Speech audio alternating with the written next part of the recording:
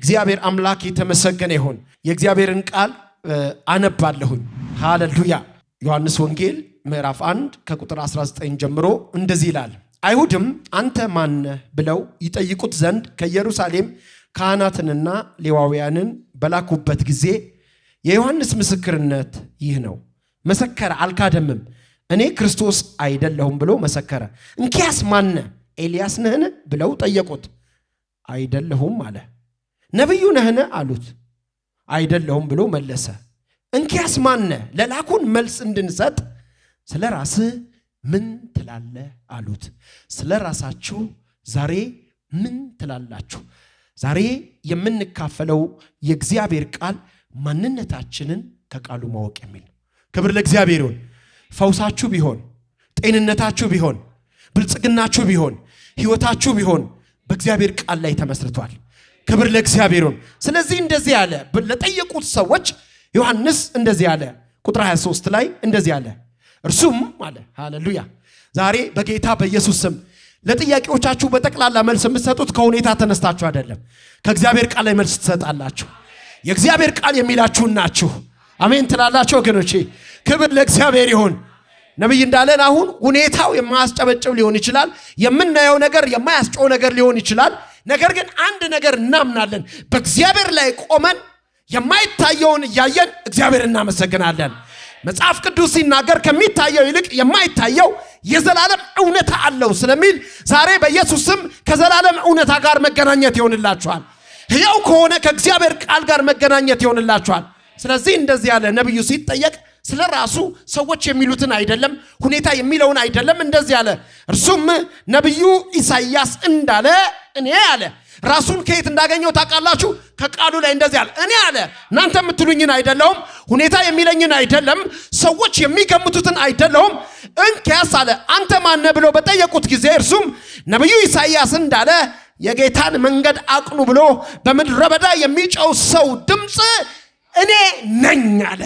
ዛሬ በኢየሱስም አድራሻችሁን ከቃሉ ላይ ታገኙታላችሁ። ጉዳያችሁን ከቃሉ ላይ ታገኙታላችሁ። ህይወታችሁን ከቃሉ ላይ ታገኙታላችሁ። ጤንነታችሁን ከቃሉ ላይ ታገኙታላችሁ። ቢዝነሳችሁን ከቃሉ ላይ ታገኙታላችሁ። ማንነታችሁን ከቃሉ ላይ ታገኙታላችሁ። ቁጭ ትላላችሁ። እግዚአብሔር የተባረከ ይሁን። ጥቂት ነገር ነው የምናገረው ዛሬ። እግዚአብሔር በቃ በኃይል እያንዳንዳችሁ ለጥያቄዎቻችሁ መልስ ይዛችሁ እንደምትሄዱ አምናለሁ። የጌታ ስም የተባረከ ይሁን። ወገኖቼ እንግዲህ ዛሬ የምንመለከተው ማንነታችንን ማወቅ በሚል ርዕስ ነው። ማንነታችንን በእግዚአብሔር ቃል ላይ ልናውቅ እንደሚገባ የእግዚአብሔር ቃል ይናገራል። ሰዎች አውቀውም ሲሆን ሳያውቁ በእኛ ላይ የሚያመጡብን ተጽዕኖ አለ። አያችሁ፣ ማን መሆናችንን እንዲነግሩ ከፈቀድንላቸው ብዙ ነገር ይሉናል። ነገር ግን እኔና እናንተ አሁን ቃሉ እንደተነበበው ከዚህም በኋላ እንደምንመለከተው ማንነታችንን ልናውቅ የምንችለው ማንነታችን ሊነግረን የሚገባው የእግዚአብሔር ቃል እንደሆነ በዚህ ምሽት ላሳስባችሁ ወዳለሁኝ። መጽሐፍ ቅዱስ የእግዚአብሔር ቃል ሲናገር ትንቢተ ኤርምያስ ምዕራፍ 1 ከቁጥር 4 ጀምሮ የእግዚአብሔር ቃል እንደዚህ ይላል። የእግዚአብሔር ቃል ወደ እኔ እንዲህ ሲል መጣ አለ። ነብዩ ኤርምያስ ነው ይህን ቃል የሚናገረው። የእግዚአብሔር ቃል አለና እንዲህ ሲል ወደ እኔ ምን አረገ? መጣ። የእግዚአብሔር ቃል የመምጣት ኃይል አለው። ዛሬ በዚህ ምሽት በኢየሱስም ወደ እኔና ወደ እናንተ ይመጣል። ከየት እንደሚመጣ ላታውቁ ትችላላችሁ፣ ግን የእግዚአብሔር ቃል ሕያው ስለሆነ ወደ እኔና ወደ እናንተ ይመጣል። እንደዚህ አለ፣ በሆድ ሳልሰራ አውቄሃለሁ፣ ከማህፀን ሳትወጣ ቀድሼሃለሁ፣ ደግሞም ለአሕዛብ ነብይ አድርጌሃለሁ። እግዚአብሔር አምላክ የተባረከ ይሁን። የእግዚአብሔር ሰው ባሪያ ነብዩ ኤርምያስ አንድ ነገር ተረድቷል። እግዚአብሔር በሱ ህይወት ውስጥ ያለውን ዓላማ የተረዳ ሰው ስለሆነ እንደዚህ አለ። እኔ ሁኔታ የሚለኝን ሳይሆን እግዚአብሔር የኔን ማንነት የሚያውቀው ጎረቤቴ በሚያውቀው ልክ ሳይሆን ገና በእናቴ ማህፀን ውስጥ ሳለው ማንነቴን ያውቃል አለ። ዛሬ በዚህ መካከል እንደዚህ ተረድታችሁ የምትወጡ ቅዱሳን ወንድሞችና እህቶች አላችሁ። ሁኔታችሁን በተመለከተ የእግዚአብሔር ቃል ስለናንተ የሚለውን የምትሉ ቅዱሳን በጌታ በኢየሱስ ስም ዛሬ ምሽት የቃሉ አብሮት ይሆንላችኋል። እግዚአብሔር አምላካችን ወደ ምድር ከመምጣታችን በፊት ነው የሚያውቀን። ዓለም ሳይፈጠር በክርስቶስ ኢየሱስ መርጦናል። እግዚአብሔር አምላክ የተመሰገነ ይሁን። አንዳንድ ጊዜ ግን እግዚአብሔር በሚያቀን ልክ መኖር ያቅተንና ያልተሰጠንን ማንነት ይዘን መኖር እንጀምራለን። ለምሳሌ ጳውሎስን ስንመለከት ለአባቶች ወግ ከመጠን ይልቅ እየቀና በወገኖቹ ዘንድ ካሉት መካከል በአይሁድ ሥርዓት አብልጦ የሚበልጥ ከካህናት አለቃ ደብዳቤ የተቀበለ ቅዱሳንን የሚያሳድድ ነበር። ያ ማንነቱ እግዚአብሔር ያቀደለትና ያሰበለት ሳይሆን ራሱ የሆነው ማንነት ነው። ምናልባት ሞቲቬት ሆኖ የተነሳበት ነገር ሊሆን ይችላል። ከዚህ የተነሳ እግዚአብሔር በጳውሎስ ላይ ያለውን እቅድ አልቀየረው። በምንም አይነት ሁኔታ ውስጥ ትሆናላችሁ፣ እግዚአብሔር ያላሰመረላችሁ መስመር ውስጥ ልትገቡ ትችላላችሁ። ዛሬ ግን አንድ እውነት እነግራችኋለሁ፣ እግዚአብሔር በእናንተ ላይ ያለውን ፕሮግራም በፍጹም አይለውጠውም።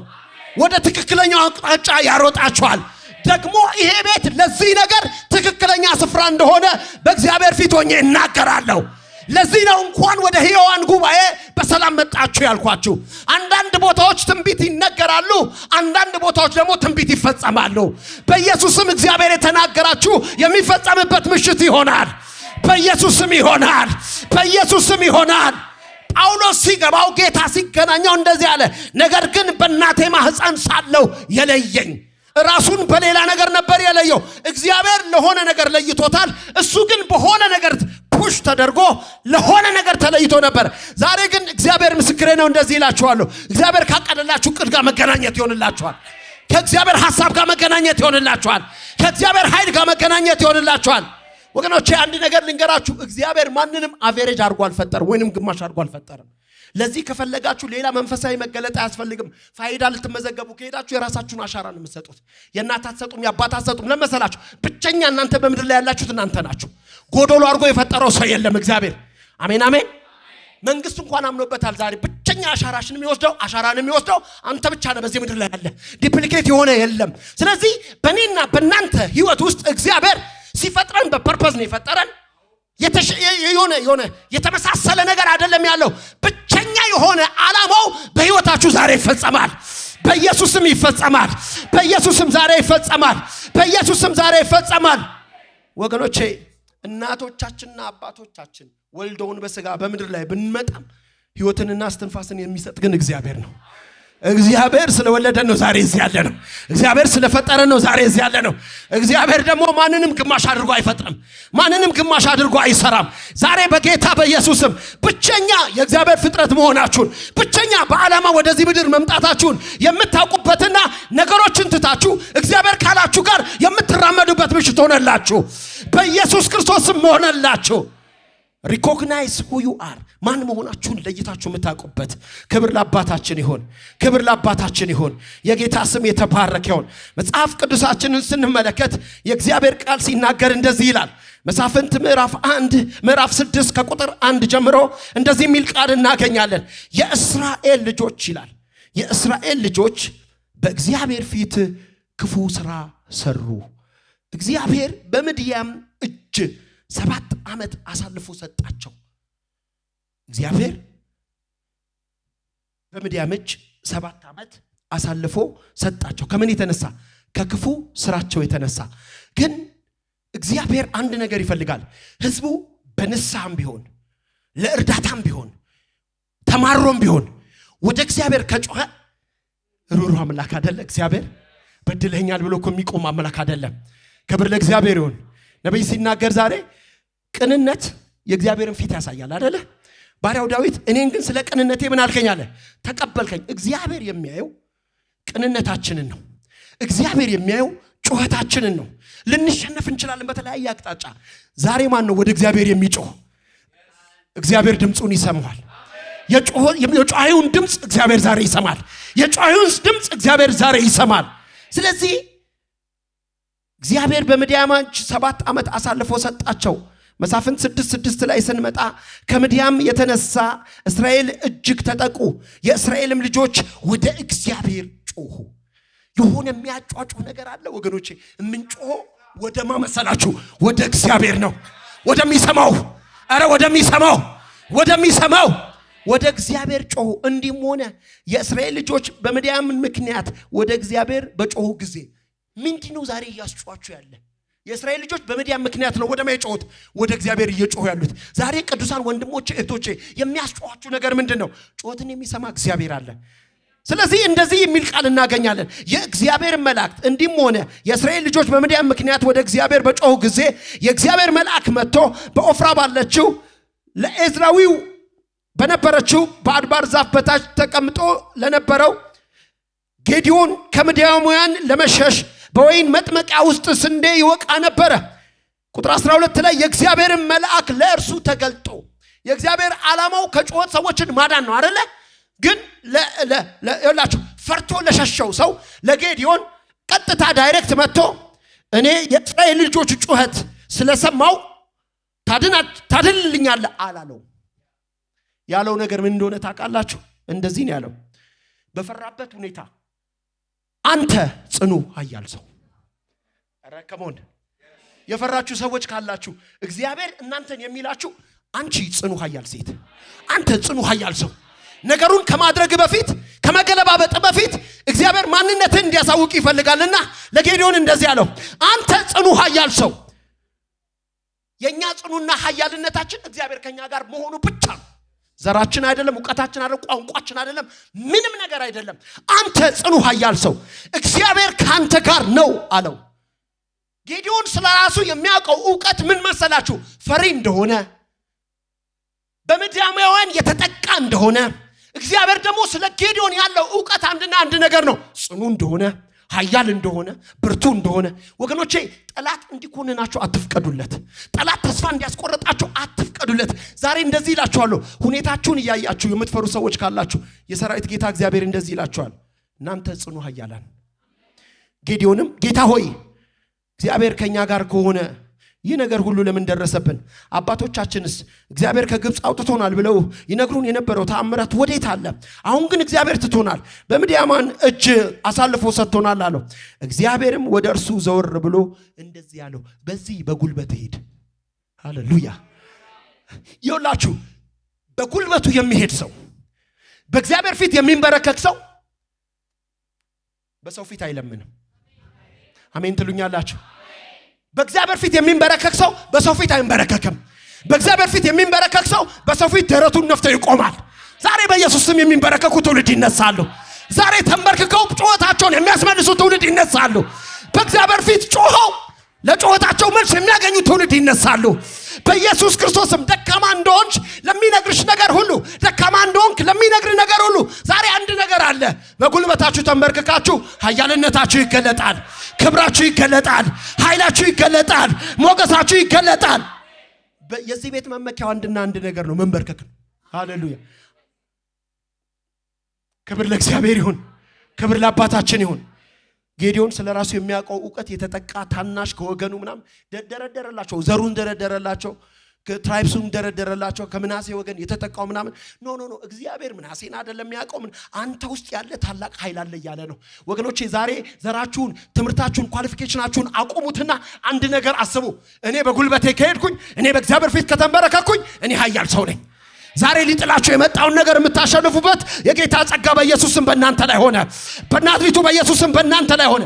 ወገኖቼ ሳራና አብርሃም ተነግሯቸው ይስሐቅ እንደሚመጣ ተነግሯቸው ተስፋ ከመቁረጧ የተነሳ ሳራ እግዚአብሔርን የረዳችው መስሏት ምናልባት በልጅ ታነጽ እንደሆነ ወደ አጋር ግባ ብላ ለሷ የተነገረላትን ማንነቷን ረስታ ማንነቷን በአጋር ውስጥ ለማግኘት ስትፈልግ የመጣው ብዙ ኬሪዮስ የሆነ ሜስ የሆነ ነገር እንዳለ ታውቃላችሁ። ግን እግዚአብሔር እንደተናገረ ስለሚያደርግ መጽሐፍ ቅዱስ ሲናገር ዘፍጥረት ምዕራፍ 21 ላይ እግዚአብሔርም እንደተናገረ ሳራን አሰባታለ። እግዚአብሔርም ምን እንዳለ እንደተናገረ። ዛሬ የተናገራችሁ ነገር አለ። የምትታሰቡበት ምሽት ነው። የምትታሰቡበት ምሽት ነው። የምትታሰቡበት ምሽት ነው። ሳራ እንደዚህ አለች። ይስሐቅን ከታቀፈች በኋላ ማን በነገረው ለአብርሃም አለ። ሳራ ስታጠባ ማን በነገረው ልጅ እንደታቀፈች አለች። በእርጅናዋ አረ ማን በነገራችሁ እናንተ እግዚአብሔር ፖዚሽናችሁ እንደለወጠ። ጎረቤቶቻቸው ማን በነገራቸው የእናንተ ነገር ተሰርቶ ሲታይ ማን በነገራቸው ህይወታችሁ ሲለወጥ። ዛሬ እንደዚህ ትላላችሁ።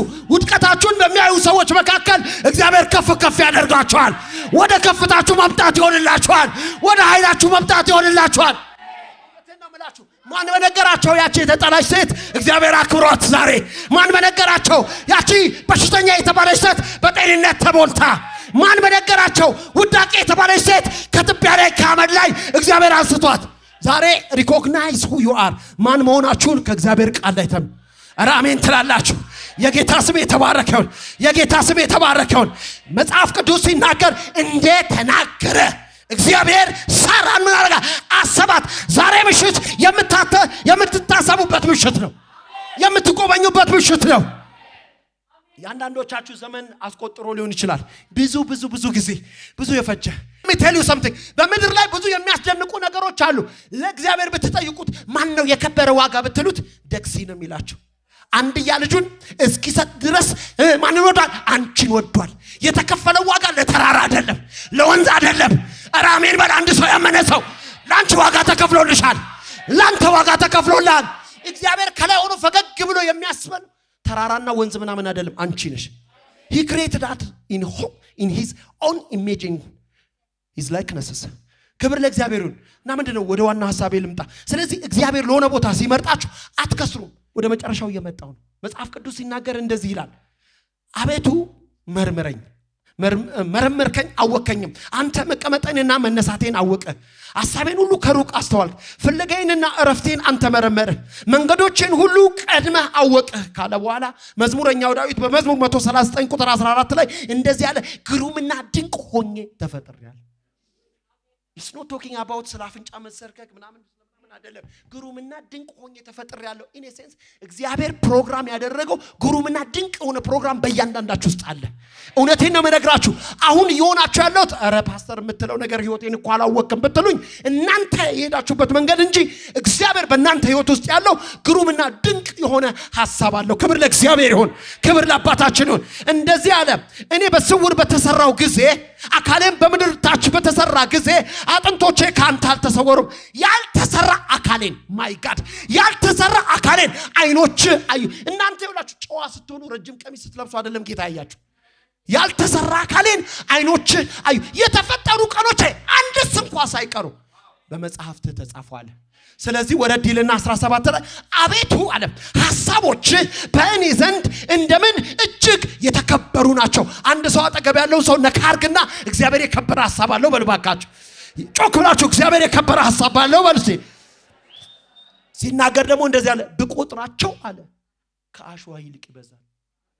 እግዚአብሔር አንድ ነገር አይደለም ያለው በእናንተ ህይወት ውስጥ የሆነ ነገር ሞክራችሁ ፌል አረገ ማለት አይደለም። ብዙ ሐሳብ አለው። ለጠላት አንድ ሰው እስቲ እግዚአብሔር በእኔ ህይወት ብዙ ሐሳብ አለው በልሲ። ጮክ ብላችሁ እግዚአብሔር በእኔ ህይወት ብዙ ሐሳብ አለው በል። ለዚህ ነው እኮ I can do all things through Christ ያለው ጳውሎስ ኃይልን በሚሰጠኝ በክርስቶስ አንዳንዶቹን አይደለም ስንቶቹን አለ ሁሉን እችላለሁ። መጽሐፍ ቅዱስ የእግዚአብሔር ቃል ሲናገር እንደዚህ ይላል። ይሄ መጨረሻ ጥቅስ ነው የሚሆነው። ሁለተኛ ሳሙኤል 4:4 ለሳኦልም ልጅ ለዮናታን ነው። ለሳኦልም ልጅ ለዮናታን አንድ ሽባ የሆነ ልጅ ነበረው። የሳኦልና ዮናታን ወሬ ከኢያዝራኤል በመጣ ጊዜ የ5 ዓመት ልጅ ነበረ። ሞግዚቱም አዝላው ሸሸች። ፈጥናም ስትሸሽ ወድቆ ሽባ ሆነ። ስሙም ሜምፊቦስቴ ነበረ። ኦኬ ታንክ ዩ። ይኸውላችሁ እቺን ስሙኝ። አሁን ምንድነው እየተነጋገርን ያለ ነው? ማንነታችንን በምን ውስጥ ማወቅ? በቃል ውስጥ ሲሰበሉኝ ማንነቴን በልስ በቃል ውስጥ አውቀዋለሁ በልስ። ቃሉ ያላችሁን ናችሁ፣ ሁኔታ ያላችሁን አይደላችሁም። የእግዚአብሔር ቃል በዚህ ክፍል ስንመለከት ለሳኦልም ልጅ ለዮናታን አንድ ሽባ ልጅ የሆነ ነበረው። የሳኦልንና የዮናታንን ወሬ ከኢዝራኤል በመጣ ጊዜ የ5 ዓመት ልጅ ነበረ። ይሄ ልጅ ሜምፊቦስቴ የሚባለው ልጅ የሳኦል ልጅ ዮናታን አለ የዮናታን ልጅ ነው። ሜምፊቦስቴ ከሮያል ፋሚሊ የተወለደ ነው። በደንብ ስሙኝ። ሜምፊቦስቴ ከንጉሳውያን ፋሚሊ የተወለደ ነው። እኔ በምኖርበት መካከለኛው ምስራቅ ይኸውላችሁ በእጅ ብርጫ በምናምን አይደለም ንግስና ያለው። አባትየው ይቀጥላል፣ ከዛ በኋላ ለልጅ ያስረክባል። እንደዚህ ያለ ነው የሚሄደው። ንጉሳውያን አስተዳደር ነው ያላቸው። الملك ይላል በአረበኛው። እና እንደዛ ነው የሚተዳደሩት። አይ ቲንክ ባይብሊካሊ ይመስለኛል ከጥንት ጀምሮ የነበረው ንግስና ወደ ልጆች ያልፋል። እና ሳኦል ንጉስ ነው። ዮናታን በቤት ውስጥ አለ። የዮናታን ልጅ ደግሞ ሜምፊቦስቴ ይባል ነበር። ይሄ ሜምፊቦስቴ የ5 ዓመት ልጅ እያለ የምታሳድገው ናኒው ወይንም ደግሞ ሰራተኛው የምትንከባከበው ወሬ ሲመጣ ከፍልስጤማውያን አባቱን ሳኦልንና ዮናታንን በገደሏቸው ጊዜ ይህን ወሬ ስትሰማ ልጁን አዝላው ምን ታረግ ነበረ? ትሮጥ ነበረ። እየሮጠች ያለ ወደቀ። ከዛ ጊዜ ጀምሮ ልጁ ምን ሆነ? ሽባ ሆነ ይላል። አንዳንድ ጊዜ ላይፍ ባልጠበቅነው ሁኔታ ህይወታችንን ይዝረብል ሊያደርግ ይችላል። የሚረዱን ሰዎች ለመርዳት ብለው ምናልባት ሊጥሉን ይችላሉ። የሚገርማችሁ እዚህ ሜምፊቦስቴ ውስጥ የነበረው ማንነት ምንድነው? የሮያል ፋሚሊ ማንነት ነው። ነገር ግን ከደረሰበት ችግር የተነሳ ሽባ ሆኖ እንደተቀመጠ መጽሐፍ ቅዱሳችን ይናገራል። አንዳንድ ጊዜ ቤተሰቦቻችን በትክክል አላሳደጉንም ብለን ቤተሰብን ብሌም እናደርጋለን።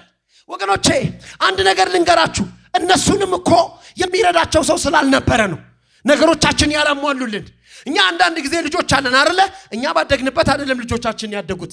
እኛ ምናልባት ከልጅነታችን ጥረን ግረን ነው። አሁን ግን ያለው ልጅ ፋሲሊቲ የተሟላለት ነው እና ብሌም ልናረጋቸው አንችልም። እኛ ቻልን ለነሱ። የነሱ አባቶ የኛ አባትና እናት ደግሞ ስላልቻሉ ምንም አላረጉልንም። ዛሬ አንድ ነገር ልንገራችሁ፣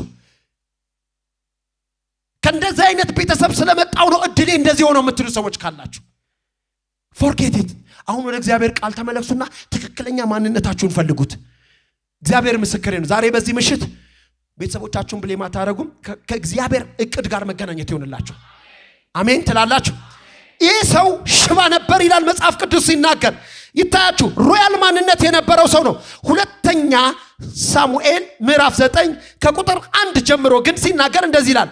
ዳዊትም ይላል ስለ ዮናታን ቸርነት አደርግለት ዘንድ ከሳኦል ቤት አንድ ሰው ቀርቷልን አለ። ይኸውላችሁ እንዲህ ልበላችሁ፣ ዳዊት ቅን ነው። ዮናታን ከዳዊት ጋር የተወዳጀ ነበረ። አባቱ ሳኦል ዳዊትን በጦር ሊሰብቀው ሲፈልገው ግን ያስመልጠው ነበረ። በዚህ ምክንያት ዳዊት ወገኖቼ እኔና እናንተ በቅንነታችን የምናደርገው ነገር ለትውልዳችን ይዘራል፣ ለትውልዳችን መልስ ይሆናል። ስለዚህ ዳዊት ንግስናውን ከያዘ በኋላ ከሳኦል ቤት ቸርነት ማደርግለት እስቲ ማን አለ ብለው ሲል ከሳኦል ቤትም ሲባ የሚባል አንድ ባሪያ ነበረ። ወደ ዳዊትም ጠሩት። ንጉሱም አንተ ሲባ ነህን አለው። እርሱም እኔ ባሪያህ ነኝ አለ። ንጉሱም የእግዚአብሔርን ቸርነት አደርግለት ዘንድ ከሳኦል ቤት አንድ ሰው አልቀረምን አለ። ሲባም ንጉሱን ይውላችሁ፣ በጣም እዚህ ጋር ልብ ብላችሁ ስሙ። ሲባ ማለት የማ ሰራተኛ ነው? የሳኦል ሰራተኛ የነበረ ነው። እዛ ቤት ውስጥ አባቱ እያለ የሚንገበገብለት ጌታዬ እያለ የሚታዘዝለት የነበረ፣ ነገር ግን አባቱና አያቱ ሞተዋል፣ ተገለዋል። ይሄ ሰው ደግሞ ተጥሎ ምን ሆኗል? ሽባ ሆኗል። ስለዚህ ሰራተኛው ይህንን ሰው ውስጡ ያለው ዲኤንኤ ውስጡ ያለው ሮያሊቲን አልተረዳም። በምን ስም ጠራው መሰላችሁ? ንጉስ ዳዊት አስጠራውና አንተ ሲባ ነህ? አዎ። ሳኦል ቤት የምትኖር ነህ? አዎ። ከሳኦል ቤት ቸርነት አደርግለት ዘንድ ከሳኦል ቤት የተረፈ አንድ ሰው እንኳን የለምን ሲለው እንዲህ ብሎ መለስ፣ አዎ አለ ሜምፊቦስቴ የሚባል ብሎ በቀላሉ መናገር ይችላል። ምን ብሎ ጀመረ መሰላችሁ? አንዳንድ ጊዜ ሰዎች የሚለጥፉላችሁ ስም አለ፣ ግን እናንተ ያልሆናችሁትን እግዚአብሔር ሲመጣ እግዚአብሔር ሊያስደንቃችሁ ሲመጣ አሃ ለካ አንተ እንደዚህ ነበርክ ብለው ልክ ሳራ ማን በነገረው ለአብርሃም ሳራ ጡት እንደምታጠባ እንደተባለው በእናንተ ህይወት ላይ እግዚአብሔር ታሪክን ሲለውጥ መነጋገር ያደርጋቸዋል። ሜምፊቦስቴ ሽባ ሆኖ የተቀመጠ ነው እንደዚህ ያለው ሲባ ዳዊት በጠየቀው ጊዜ ንጉሱም እንደዚህ ያለ እግሩ ሽባ የሆነ አንዳንድ ጊዜ መጠሪያ ስሙ ሜምፊቦስቴ እያለ የሆነ መጠሪያ የሚሰጧቸው ያቺ ነገረኛዋ ያ ተናጋሪው ከስማቸው ይልቅ ካራክተራቸው የሚቀድምባቸው ሰዎች ዛሬ የሰራዊት ጌታ እግዚአብሔር እንደዚህ አይነት ነገር ያስለውጣል። ችግርተኛዋ እያሉ የሚጠሩት እንደዚህ ያለ ምን አለ? ሲባ እግሩ ሽባ የሆነ አንድ የዮናታን ልጅ አለ አለው። ንጉስም ወዴት ነው አለው። ሲባም ንጉሱን እነሆ እርሱ በሎዶባር በማኪር ቤት ውስጥ አለ አለ። ሎዶባር ማለት ምን ማለት ነው? እህል የማይበቅልበት ቦታ፣ ቆሻሻ መጣያ ቦታ፣ ሮያሊቲ ማንነቱ ኖሮ ነገር ግን ያ ሰው መኖር የሚገባው በፓላስ መቀመጥ ሲገባው የት ነበረ? በቆሻሻ መጣያ ቦታ።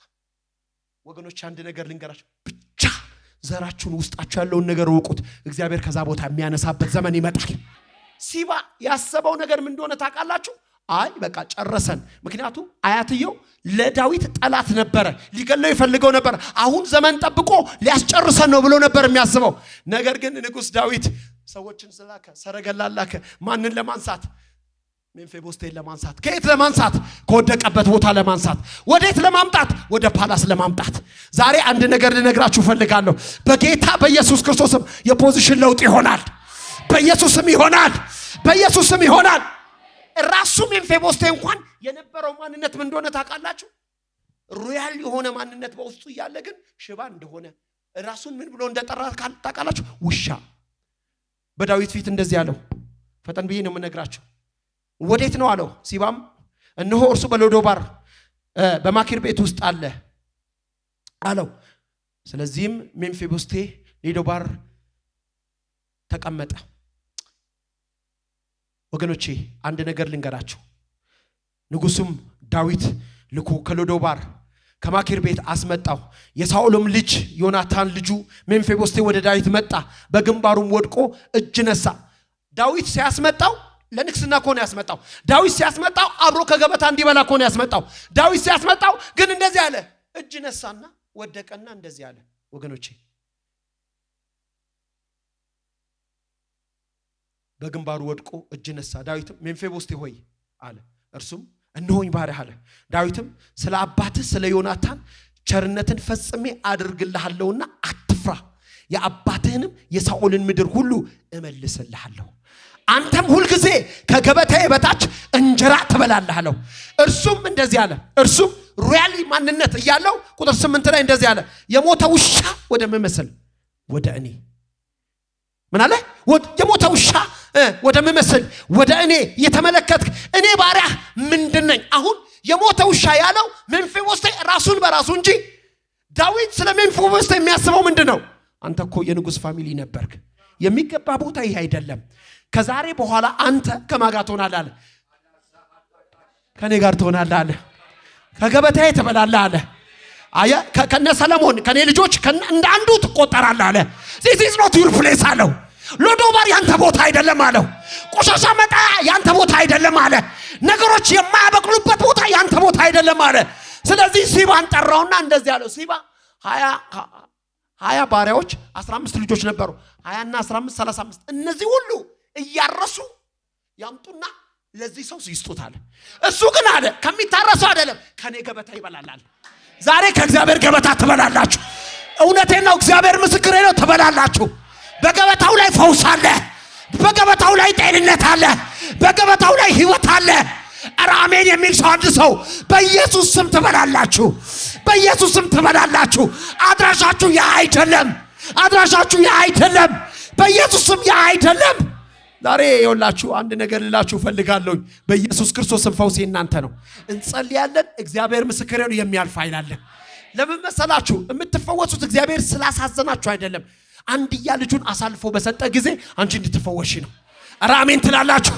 ኧረ አሜን ትላላችሁ። ይኸውላችሁ ከገበታዬ ትበላለህ ሲብል ይኸውላችሁ ዶሮና እንቁላል ወይንም ድንች ምናምን ብቻ አይምሰላችሁ።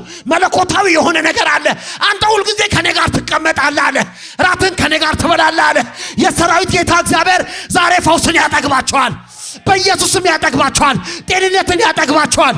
ጤንነትን ያጠግባቸዋል። ይኸውላችሁ ያቺ ከናይናይቷን ሴት ታስታውሳላችሁ? ከናይናይቷን ሴት ልጇን እንዲፈውስላት ወደ ጌታ ወደ ኢየሱስ ክርስቶስ መጣች። ኖ አላት። ፈውስ ለልጆቼ ነው አለ። እንደዚህ አለች፣ አባት ሆይ አለች፣ ጌታ ሆይ አለች። ቡችሎች እንኳን ፍርፋሪን ምን ያለባሉ? ይበላሉ አለች። አይ እምነቷን አየና ተደነቀና እንደ እምነትሽ ይሁንልሽ አለ። ዛሬ እዚህ ቤት ፍርፋሪ አይደለም የሚበላው፣ ዋናው ገበታ ነው የሚበላው። ዋናው ገበታ ነው የሚበላው። ዋናው ነገር ነው የሚሆነው። ዋናው ነገር ነው የሚሆነው።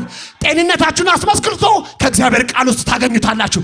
ፈውሳችሁን አስመልክቶ ከእግዚአብሔር ቃል ውስጥ ታገኙታላችሁ። ህይወታችሁን አስመልክቶ ከእግዚአብሔር ቃል ውስጥ ታገኙታላችሁ። የጌታ ስም የተባረከ ይሁን።